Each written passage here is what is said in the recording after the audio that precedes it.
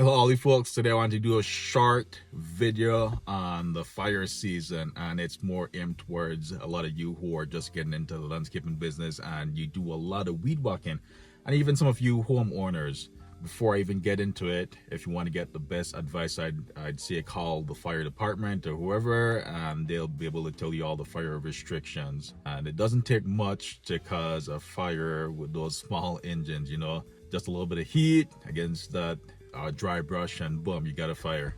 And number one, whenever you pull up to that job site, you want to make sure that you find a spot that doesn't have a lot of dry grass around it, or it's all cleared and open. A lot of times I see guys, they drive up and they park right on that dry grass, and that catalytic converter is hot enough to cause a fire. It's happened, so if you must, create a barrier and make sure there's no grass touching.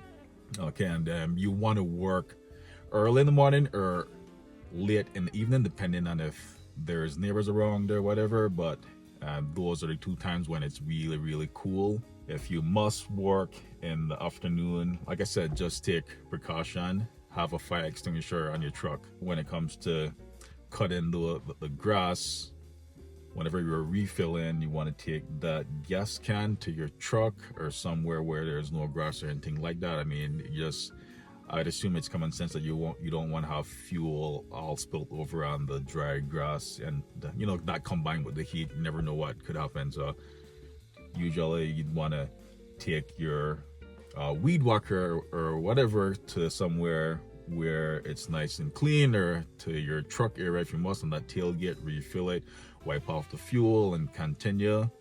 Another thing is the blade. Be careful when you're cutting with those blade. And again, your fire department is going to tell you when you are able to use it.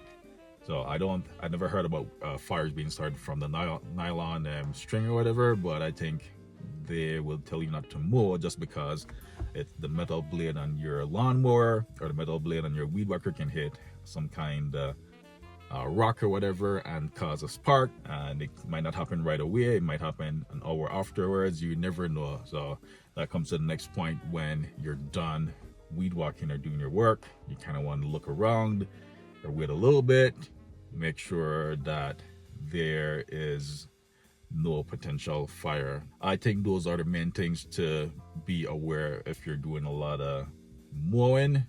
Doesn't matter if it's with your lawnmower or your weed whacker, just be careful out there, because it doesn't take much, and you don't want to be that guy. If there's anything that I missed in the video, feel free to leave it in the comment section. At the beginning of the season, they'll pretty much advise you to try and get all your mowing done, but that's about it. Until next time.